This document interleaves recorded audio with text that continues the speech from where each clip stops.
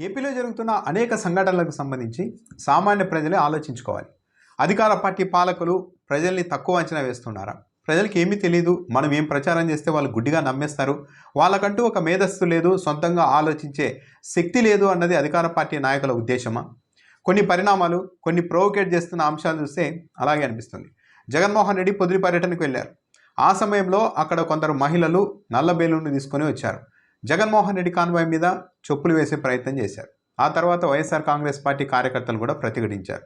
ఈ ఘటన నేపథ్యంలోనే 15 మంది వైసీపీ కార్యకర్తల్ని పోలీసులు అదుపులోకి తీసుకొని వాళ్ళ మీద పలు సెక్షన్ల కింద కేసులు పెట్టారు. మహిళల మీద దాడి చేశారు.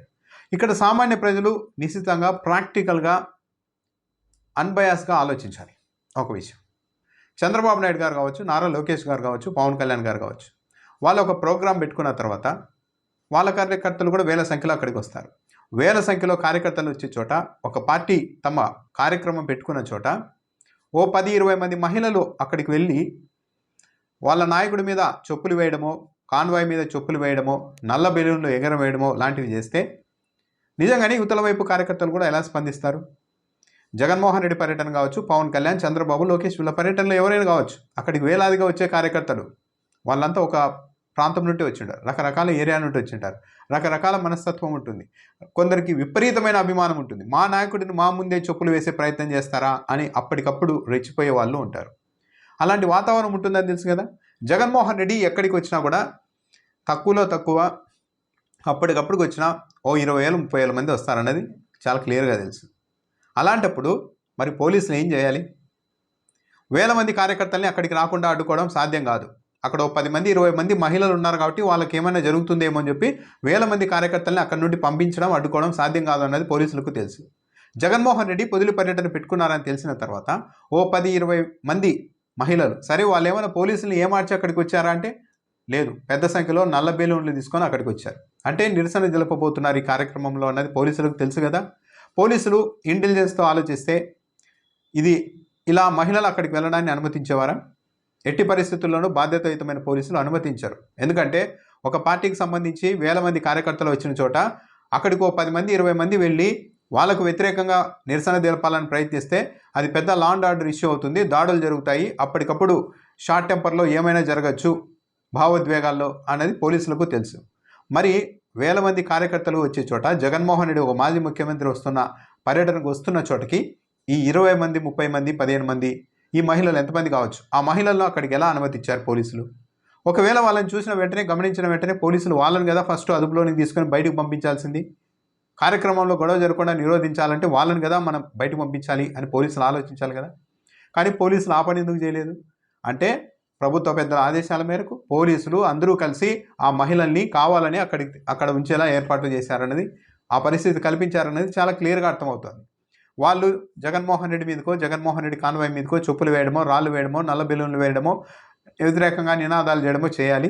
దానికి వైసీపీ కార్యకర్తలు ఎవరైనా గ్యారెంటీగా రెచ్చిపోతారు. వైసీపీ కార్యకర్తలని కాదు, ఏ పార్టీ కార్యకర్తలు ఉన్నా సరే తమ పార్టీ నాయకుడి మీద ఆ పనులు చేసేందుకు, నిరసన తెలిపి చెప్పులు వేయడానికి ప్రయత్నిస్తే ఎవరు అప్పటికప్పుడు ఉండలేరు వాళ్ళు. ఎందుకంటే అంత మెచ్యూరిటీ లెవెల్స్ ఉండవు కదా అందరికీ కూడా. వేల మంది అక్కడికి వచ్చినప్పుడు ప్రతి ఒక్కరూ అంత సంయమనంతో ఉండలేరు కదా. అలా జరుగుతుంది. తిరిగి వీళ్ళు మహిళల్ని ఏదో ఒకటి అంటారు, అప్పుడు వీళ్ళందరి మీద కేసు పెడదాం, చూసారా వైఎస్ఆర్ కాంగ్రెస్ పార్టీకి మహిళలంటే గౌరవం లేదు అని మళ్ళీ ఒక ప్రచారం చేద్దామన్న ఎత్తుగడ తప్పించి ఇందులో నీతి, నిజాయితీ, ధర్మం అన్నది ఎక్కడైనా కనిపిస్తోందా? ఫస్ట్ ఆ మహిళల్ని అక్కడికి అలో చేయడమే తప్పు. ఎందుకంటే వేల మంది ఒక పార్టీ కార్యకర్తలు, నాయకులు వచ్చే చోటికి ఇలా 10 మంది 20 మంది వెళ్ళి అక్కడ గొడవ చేస్తే చాలా పెద్ద ఇష్యూ అవుతుంది అన్నది పోలీసులకు తెలుసు. పోలీసులు అంత అమాయకులేం కాదు. కానీ వాళ్ళు అక్కడికి వెళ్ళారు, పోలీసులు వాళ్ళని నిరోధించలేదు, అక్కడి నుంచి ముందే పక్కకు పంపించలేదు. అంటే ఇదంతా ముందే ప్రీ ప్లాన్డ్గా అక్కడికి వీళ్ళని పంపించారన్నది చాలా క్లియర్గా అర్థమవుతుంది. అక్కడికి నిరసన తెలిపేందుకు వచ్చిన మహిళలు ఎవరు అన్న దానిపైన కూడా తొలుత చర్చ నడిచింది. కానీ ఈరోజు ఇగో దాడిలో గాయపడిన తెలుగుదేశం పార్టీ కార్యకర్తలు అంటూ సదరు మహిళలంతా తెలుగుదేశం పార్టీ వాళ్ళే అన్నది కూడా ఇండైరెక్ట్గా ఈనాడులో కూడా రాసేశారు. సో ఇదంతా ఏంటి అంటే జగన్మోహన్ రెడ్డి పర్యటనలకు ఈ మధ్య మళ్ళీ విపరీతంగా జనం వస్తున్నారు. చెప్పాలంటే ఆయన అధికారంలో ఉన్నప్పుడు కంటే ఇప్పుడు మళ్ళీ ఎక్కువైపోయింది రావడం అన్నది. ప్రతిపక్షంలో 2019 ముందు ఎలాంటి పరిస్థితి ఉందో ఇప్పుడు జగన్మోహన్ రెడ్డికి ఫాలోయింగ్ ఆ రేంజ్లో ఉంటుంది స్పందన.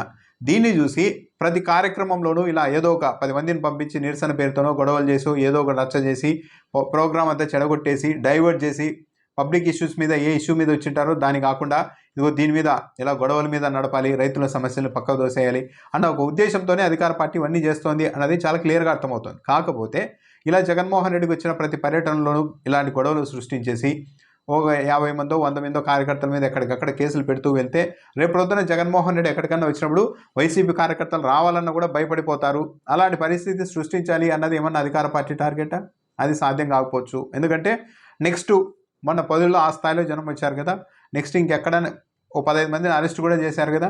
రేపు మీడియా అంతా పెద్ద ఎత్తున ప్రచారం చేస్తుంది కదా జగన్మోహన్ రెడ్డి ప్రోగ్రామ్కి వచ్చిన వాళ్ళని ఇలా అరెస్ట్ చేశారని.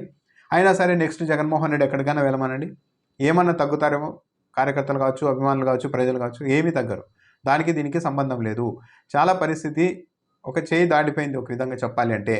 ఈ కేసులు, ఈ దాడులు, ఇలాంటి ముందస్తు వ్యూహాలతో ఏదో చేయాలి, ప్రతిపక్షాన్ని అణిచివేయాలి అనుకోవడం అది అయ్యే పని కాదు. అధికార పార్టీ చాలా సీనియర్ నాయకుడు చంద్రబాబు నాయుడు గారు ఎన్నో చూసి వచ్చి ఉంటారు. ఎదుర్కోవాలి, మళ్ళీ గెలవాలంటే చేయాల్సింది ఈ పనులు కాదు. ఎప్పుడైనా సరే ఒక రాష్ట్రంలో అన్రెస్ట్, అది ఎవరైనా కారణం కావచ్చు, నిరంతరం ఒక అన్రెస్ట్ నడుస్తోంది, రోజు ఆఫీసుల మీద దాడులు చేసుకోవడాలు, ప్రోగ్రాముల్లో కొట్టుకోవడాలు, నల్ల బెలూన్లు ఎగిరేసుకోవడాలు, ఇలా కేసులు పెట్టుకొని రోజు వారానికి ఒకరిని జైలుకి వేయడాలు, ఇవన్నీ ఒక అన్రెస్ట్ కింద ప్రజలు చూస్తారు. ఒక రాష్ట్రంలో అన్రెస్ట్ ఉంటే దానికి కారకులు ఎవరైనా సరే దాని ఫలితం అధికార పార్టీ మీదే పడుతుంది. ఆఖరికి అధికార పార్టీనే భారీగా మూల్యం చెల్లించుకోవాల్సి ఉంటుంది. ఇప్పుడు కూడా రాష్ట్రంలో అదే జరుగుతోంది, ప్రజలు గమనిస్తూ ఉన్నారు. తెలుగుదేశం పార్టీ కేంద్ర కార్యాలయం మీద దాడి చేశారని చెప్పి ఆ తర్వాత అధికారంలోకి వచ్చిన తర్వాత ఎంతోమంది మీద కేసులు పెట్టారు, కొందరిని అరెస్ట్ చేసి లోపలేశారు. అలాంటి ప్రభుత్వం, అది ఆ రోజు తప్పు అని చెప్పిన తెలుగుదేశం పార్టీ మళ్ళీ తాను అధికారంలోకి వచ్చిన తర్వాత ఒక మీడియా సంస్థ మీద, సాక్షి అనేది తెలుగుదేశం పార్టీకి వ్యతిరేకం అనేది జగమెరిగిన సత్యం. అట్ ది సేమ్ టైం ఈనాడు, ఆంధ్రజ్యోతి కూడా జగన్మోహన్ రెడ్డికి వ్యతిరేకం అన్నది జగమెరిగిన సత్యం. అలాంటప్పుడు అధికార పార్టీ అధికారంలోకి వచ్చిన తర్వాత టీడీపీ వరుస పెట్టి ఆర్గనైజ్, ఏదో ఒక చోట 2 చోట్ల అయితే ఏదో పొరపాటున అక్కడ లోకల్ నాయకులు చేశారనుకోవచ్చు, వరుస పెట్టి 2-3 రోజుల పాటు సాక్షి ఆఫీసుల మీద దాడులు చేయడం, ఏలూరులో ఏకంగా తగలబెట్టడానికి ప్రయత్నించడం, ఆ తర్వాత మేము అక్కడ జరిగింది, ఆ దాడి జరిగింది సాక్షి ఆఫీస్ మీద కాదు, కింద తగలబడింది గోడౌను అని చెప్పారు. అంటే గోడౌన్ అయితే నిప్పు పెట్టేయచ్చా? అంటే ఎక్కడికి తీసుకెళ్తున్నారు అధికార పార్టీ తన కార్యకర్తల్ని, శ్రేణులు ఎక్కడికి తీసుకెళ్తుంది? రేపు పొద్దున అధికారం మారిన తర్వాత తెలుగుదేశం పార్టీ కేంద్ర కార్యాలయం మీద దాడి చేశారని చెప్పి 100 మంది తెలుగుదేశం పార్టీ కార్యకర్తలు, నాయకులు ఇబ్బంది పెట్టారు. ఇప్పుడు సాక్షి మీద దాడి చేసే వాళ్ళ ఫుటేజ్, వాళ్ళ ఫోటోలు అన్నీ చాలా క్లియర్గానే కనిపిస్తున్నాయి కదా. రేపు పొద్దున వీళ్ళందరికీ ఇబ్బందులు ఉండవా? అంటే తెలుగుదేశం పార్టీ, మరి ముఖ్యంగా అధికారంలో ఉన్న పార్టీ ఆలోచించుకోవాలి. మన పరిధి పూర్తిగా దాటిపోతున్నామా, చేతుల్లో అధికారం ఉందని చెప్పేసి ఇష్టానుసారం చెలరేగిపోతున్నామా, దీని పర్యవసానాలు అంతిమంగా మళ్ళీ మనకే ఇబ్బంది తెస్తాయా అన్నది ఆలోచించుకోవాలి. జగన్మోహన్ రెడ్డి పర్యటనలో గొడవలు సృష్టించడమో, కేసులు పెట్టడమో వచ్చిన వాళ్ళ మీద, ఇవన్నీ చేసినంత మాత్రాన ఆయనకు జనం రాకుండా, స్పందన రాకుండా పోతుంది అనుకుంటే అంతకుమించిన అమాయకత్వం లేదు. ఎక్కడా కూడా అణిచివేతతో సక్సెస్ అయిన ప్రభుత్వాలంటూ ఎక్కడా లేవు చరిత్రలో. తాత్కాలికంగా అధికారం తమ చేతుల్లో ఉన్నంతకాలం ఈ అణిచివేత ప్రోగ్రాంలో సక్సెస్ అవ్వచ్చు, కానీ దాని పర్యవసానాలు మాత్రం అనుభవించకుండా తప్పించుకున్న అధికార పార్టీ అంటూ ఎక్కడా లేదు. మొత్తం హిస్టరీ ఎదిగితే, ప్రపంచ హిస్టరీలో చూసినా కూడా అంతిమంగా అదే ఉంటుంది.